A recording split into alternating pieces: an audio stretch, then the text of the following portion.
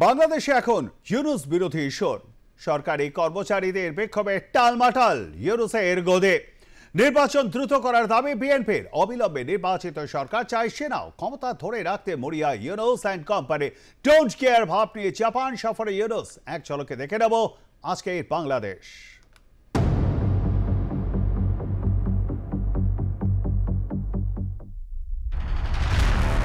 প্রধান উপদেষ্টার দেশ ছেড়ে পালানোর দাবি উঠতেই ফের সতর্ক বাংলাদেশের অন্তর্বর্তী সরকার। যে কোনো পরিস্থিতিতে ক্ষমতায় কায়েম থাকতে ফের নির্বাচন নিশ্চিতের প্রক্রিয়া শুরু বাংলাদেশে। পুরনো তারিখ মনে করিয়ে নিশ্চয়তা দিলেন বাংলাদেশের প্রেস সচিব শফিকুল আলম। ইউনূসকে উদ্ধৃত করে শফিকুল জানিয়েছেন, আগামী বছরের 30 জুনের পর একদিনও দায়িত্বে থাকতে চান না ইউনূস। নির্বাচন 30 জুনের ওই পারে যাবে না। এতে বিভিন্ন দলের নেতারাও সন্তোষ প্রকাশ করেছেন।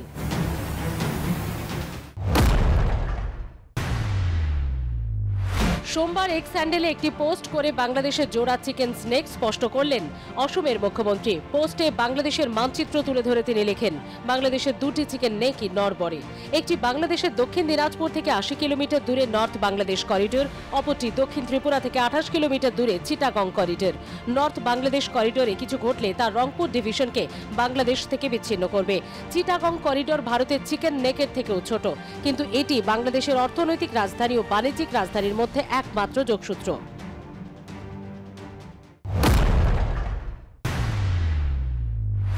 বাংলাদেশের রাজনৈতিক সংকটের নেপথ্যে ভারত। অস্থির বাংলাদেশে গদিচ্যুত হওয়ায় আশঙ্কায় এবার ভারতের দিকে অভিযোগের আঙুল তুললেন বাংলাদেশের প্রধান উপদেষ্টা মোহাম্মদ ইউনূস। রবিবার বাংলাদেশ কমিউনিস্ট পার্টি সহ ভারত বিরোধী রাজনৈতিক দলগুলির সঙ্গে বৈঠকে ইউনূস জানালেন, ভারতের আধিপত্য শেষ হওয়ায় রাজনৈতিকভাবে বাংলাদেশকে অস্থিরতা তৈরির চেষ্টা করছে ভারত। এই ষড়যন্ত্র রুখে দিতে একজোট হওয়ার বার্তা দিয়েছেন তিনি।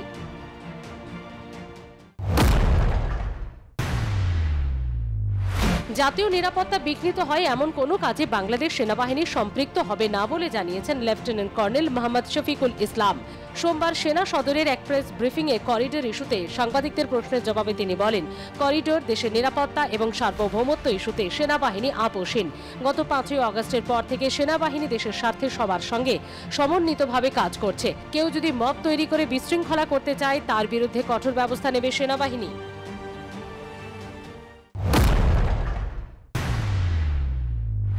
একদিকে রাজনৈতিক অস্থিরতা, অন্যদিকে আবার জনগণের মধ্যে তৈরি হওয়া ক্ষোভ। সম্প্রতি ইউনূস সরকারের বিরুদ্ধে কর্মবিরতির ডাক দিয়েছেন সরকারি কর্মচারীরা। চলছে আন্দোলন বিক্ষোভ। সরকারি চাকরি অধ্যাদেশ 2025 প্রত্যাহারের দাবিতে সোমবার টানা 3য় দিনের মতো সচিবালয়ের ভেতরেও বিক্ষোভে শামিল হন বিভিন্ন মন্ত্রণালয় এবং বিভাগের কর্মচারীরা।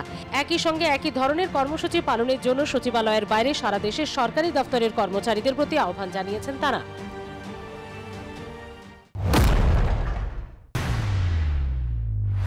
আর এই অচলাবস্থার মাঝেই ভিন দেশে পাড়ি দিচ্ছেন বাংলাদেশের প্রধান উপদেষ্টা মোহাম্মদ ইউনূস। 4 দিনের সফরে জাপান যাচ্ছেন অন্তর্বর্তী সরকারের প্রধান উপদেষ্টা মোহাম্মদ ইউনূস। মঙ্গলবার মধ্যরাতে টোকিও রওনা। আসন্ন সফরে 7টি সমঝোতা স্মারক সই করবে দুই দেশ। সোমবার প্রধান উপদেষ্টার সফর নিয়ে পররাষ্ট্র মন্ত্রণালয় আয়োজিত এক সংবাদ সম্মেলনে এসব তথ্য জানান ভারপ্রাপ্ত পররাষ্ট্র সচিব রুহুল আলম সিদ্দিকী। নিক্কেই ফোরামে 29 এবং 30 মে ফিউচার অফ এশিয়া শীর্ষক এক আন্তর্জাতিক সম্মেলনে যোগ দিতে জাপান যাচ্ছেন প্রধান উপদেষ্টা।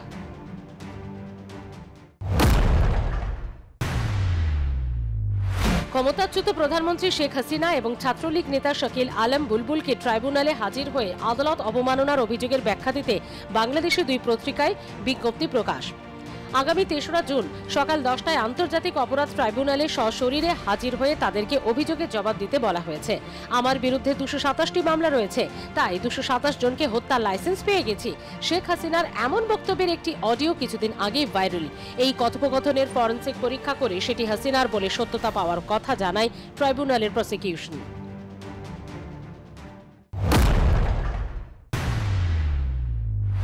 কোনো পরিস্থিতিতেই দ্রুত ভোটের দাবি থেকে সরে আসছে না বিএনপি। দলের ভারপ্রাপ্ত চেয়ারম্যান তথা খালেদা জিয়া পুত্র তারেক রহমানও এবার ভোটের দাবিতে তোপ দাগলেন অন্তর্বর্তী সরকারকে। কড়া ভাষায় তিনি জানিয়েছেন, দেশের জনগণ সরকারের করুণার পাত্র নয়। সরকার অবশ্যই জনগণের ন্যায্য দাবি মানতে বাধ্য। এখানে সরকারের মানবিমান বা রাগ বিরাগের কোনো সুযোগ নেই। ডিসেম্বরের মধ্যে দেশের জাতীয় নির্বাচন করতেই হবে।